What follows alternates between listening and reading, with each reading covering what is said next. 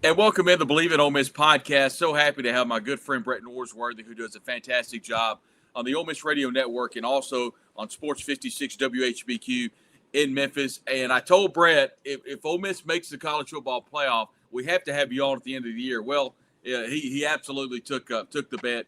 He's here, and Brett, it was a heck of a year. It was a great year, and I'm glad to be joining you.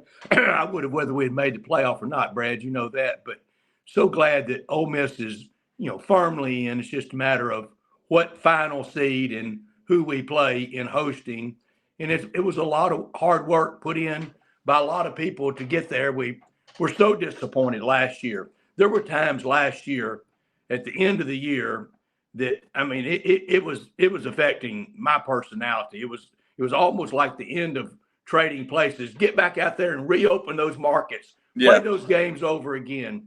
And it was so aggravating because I still think we were one of the best 2 or 3 teams last year.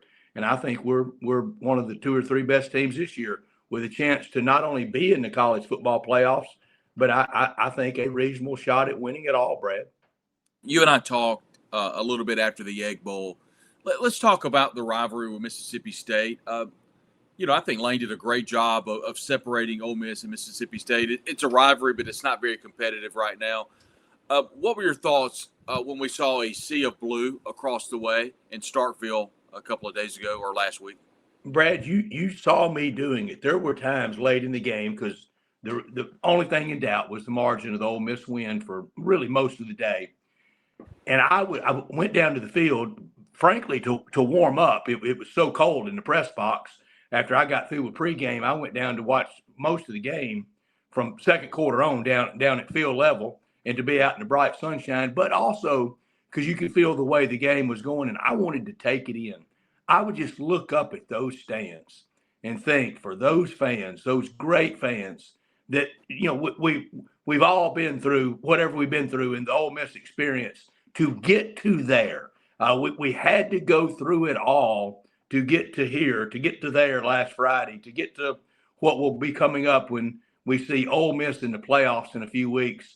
Yeah, I really wanted to appreciate it and enjoy it and to see all that powder blue and red and blue and just take over the stadium, that side of the stadium, like Ole Miss did. And I know there were a lot of people up there that had made that vow to, I'm never going back to Starkville. A lot of people broke it, and look what they got out of it. And I invite them back in 2 years when we go down there. And yes, right now, Ole Miss in control of that series, but we know how that can change. And it's one of the big reasons why, with the changes that have been made, I'm so glad that Pete Golding is the new Ole Miss football coach, because you don't have to explain the Egg Bowl to him. I know Tom Luke will always give, his impassioned speech to the team, but there've been a lot of Ole Miss coaches that you had to explain the importance of winning the Egg Bowl to. You don't have to Pete Golding. When you look back on the season, to me, the Oklahoma win on the road was the biggest win of the year for a lot of reasons. What was the if it's not Oklahoma, what is the game you look back fondly on and think, well, that was a really, really big win for Ole Miss? I think it is Oklahoma, and that point, and I can remember seeing you and telling you on the sideline, Ole Miss got behind 1 point in that game. It was 26-25. Yeah. Excuse me. I'm sorry. I'm really fighting the end of the season crud. But Ole Miss actually fell behind. And I said to you and said to others, can you believe we're behind? Because we're that much better than Oklahoma. We were that much better than winning by 8 points over Oklahoma. And you see some of these, projected matchups in the first round that could include Oklahoma coming back to Oxford. I would welcome that. Beat them 12 last year, beat them 8 this year, bring on round 3. You talk about projections this year, and that, can you believe, and obviously that we'll get to the big elephant in the room, but frankly, I'm just so tired of talking about it, but we'll get to it. But how do you think back fondly on all of your years? You've been with the network for a while, and just finished 18 years. Yeah. And so you think back fondly, it was a heck of a year, and Ole Miss has kind of reached the mountaintop to a certain extent. I mean, they're a place they've never been before, and I think in large part because of Lane, who's now at LSU. But I think the biggest part is because of the administration, the commitment, collective, and what they've done to put this program up for success. And I think they've done a phenomenal job. It's really cool to look back and think this team's 11-1 and headed to the college football playoff. Well, it's really cool to look back at the entire tenure of Keith Carter as AD and look what he's accomplished. And that's why during all the changes that have been made over the last several days, I trust Keith. I trust Keith in the complete control of the athletics department. I trust the administration at the chancellor level. Everything is aligned at Ole Miss, and we now know it can be done. Driving home Friday night, and I for one really enjoyed the 11 o'clock game, playing it early, having to win, driving home, and in the kind of my own solace driving home, thinking we got to the mountaintop. We did it. It can be done. We had a chance to share a moment there on the sideline. I think in large part, the uncertainty of Lane Kiffin really rubbed a lot of shine off on this. And I'm not passing judgment on Lane. I mean, he wanted to go to LSU, and he made it work. And I think the timing of this is what stinks. But I think you have to kind of thank the guy for what he's done. I mean, Brett, you look at over his career at Ole Miss, the second winningest coach behind Coach Johnny Vaught. Had he had a couple more percentage, winning percentage, yes. Had he won a couple more games, he would have been the winningest coach in a percentage standpoint. But on the flip side, I think in large part the players just really put it together. And in Trinidad Chambliss, a great story. Kawan Lacey, a great story. But Lane is going to be probably not thought of very well because of everything that's happened. But I think down the road, Ole Miss fans will come around to appreciating what he did in Oxford. Is that a fair assessment? It is, but I think it's going to take a while, and it's not going to be helped by annually playing next year in Oxford, and then we'll have to go back to Tiger Stadium and play in 2027. But he did do a great job, and there are plenty of things to go around. But he was very supported. He was supported by every financial commitment that he ever wanted, by the administration that we talked about, and by the fans. And the fans should really appreciate what they accomplished in those years. They bought those tickets. They gave that money. They supported that team. And we got to this point. It's no need at all for it to stop at this point, and it's not, because we know the talent evaluator that Pete Golding is. Yes, through the years, I have been very reluctant of a first-time head coach being in the SEC. We've had it at Ole Miss, and there hadn't been a lot of success. But here's the big difference.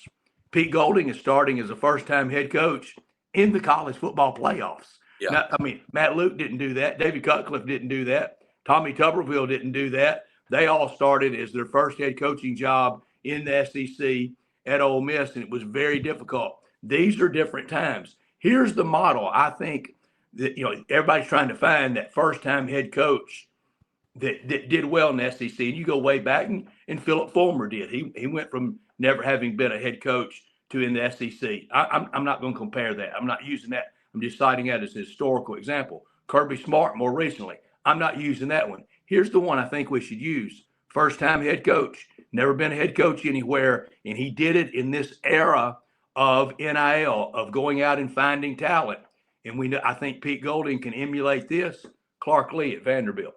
Absolutely. I was thinking about that. I was thinking about him specifically. And it's really weird you say that, because watching Clark Lee on the sideline, just how emphatic he is, taking over a program that hasn't won. And by the way, we could get into how a 10-2 Vanderbilt beats the hell out of Tennessee and falls in the rankings. And Hunter gave a terrible answer last night. I did not understand that. Clueless. Yeah, but I do think that is a very good comp. Let's talk about Pete Golding. Yesterday, the university puts out around 9:45 that there would be an introductory press conference introducing Pete Golding, and it would be today, which is, of course, National Signing Day. Obviously, we record early on Wednesday.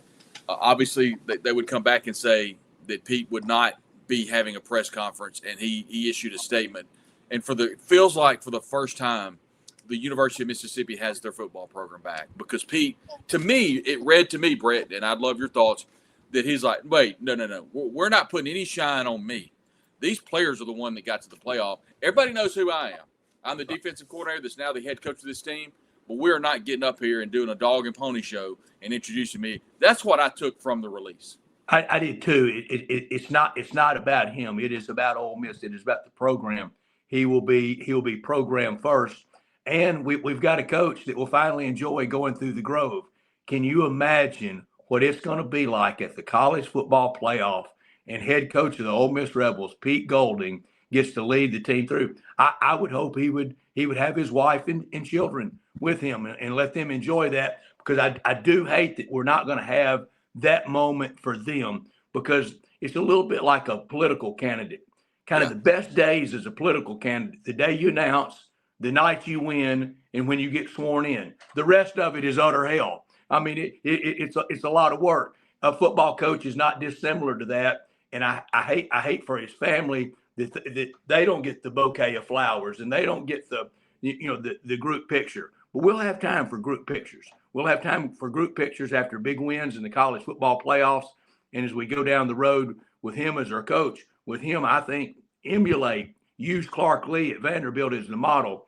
And I congratulate what Vanderbilt did, but we know if they did it, it sure can be done at Ole Miss. Yeah, the same for Indiana. Indiana was a doormat for years. Real good comparison. What they're doing. Now, Signetti had head coaching experience, right? But Indiana is a good example. But I'm very excited about Pete Golding and Joe Judge and the staff that he's going to have, and I have a lot of confidence in them and a lot of confidence in Keith Carter. We were on site Sunday whenever the players' meeting happened, and Chancellor Boyce, who's been an incredible advocate. Yeah, he has throughout this whole process. He came out along with his representation, went in, came out. We would see Keith Carter go in and out. It was a very brief meeting. We would hear audio that leaked. But once the players started coming out, Brett, it was not a very somber player, coming out. They were hotty-toddying. Bryson Sanders, we're going to win the national championship. There was a lot of excitement.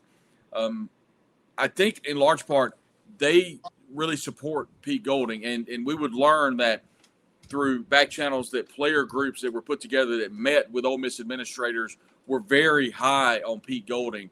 Pete Golding, a guy that played at Delta State, walked on, a great story, has a really good career, coached under Nick Saban, coached under Lane Kiffin, Ron Roberts.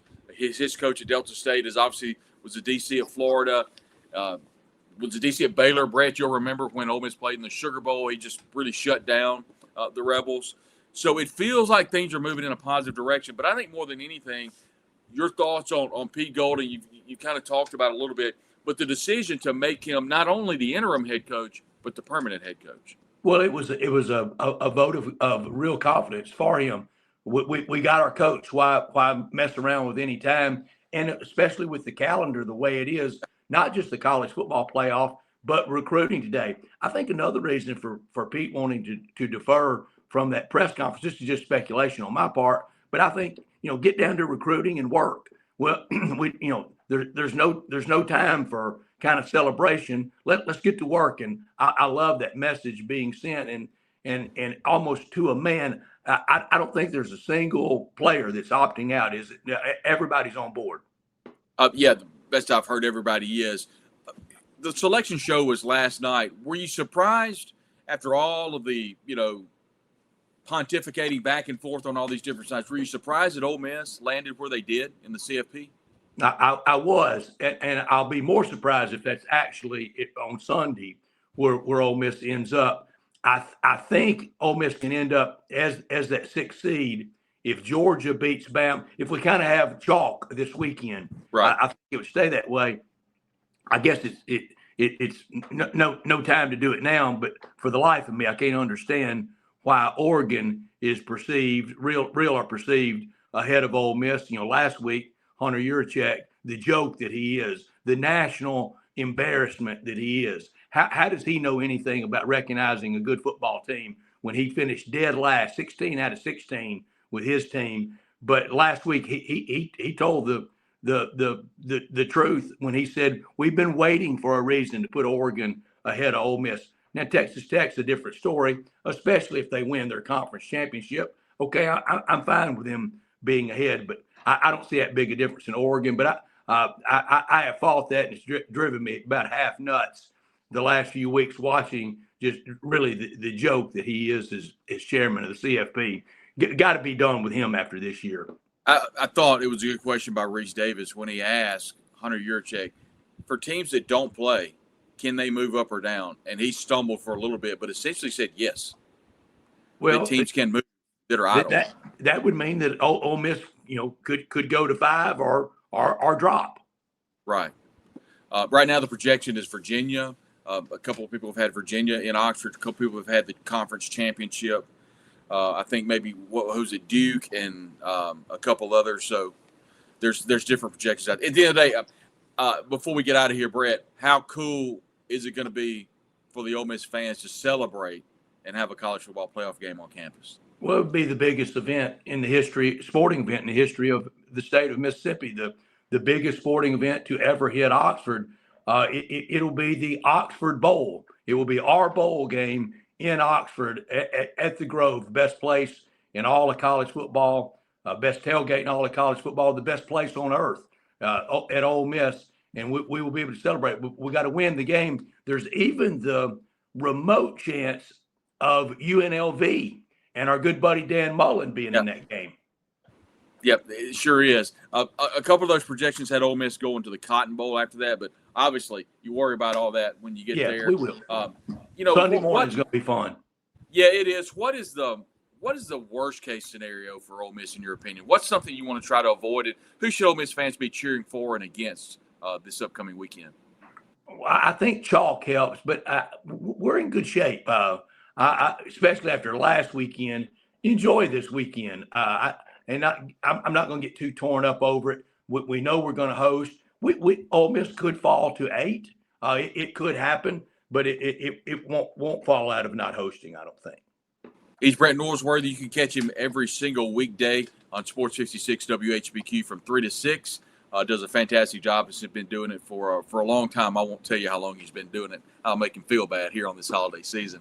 But of course, we all know him as the pre and post game co-host on the Ole Miss Radio Network alongside Gary Darby, and he is a good friend and always comes on the program. Brett, Ole Miss is going to the playoffs, and it is incredible that we're talking about it, and I know you're excited about it. I'm very excited about it.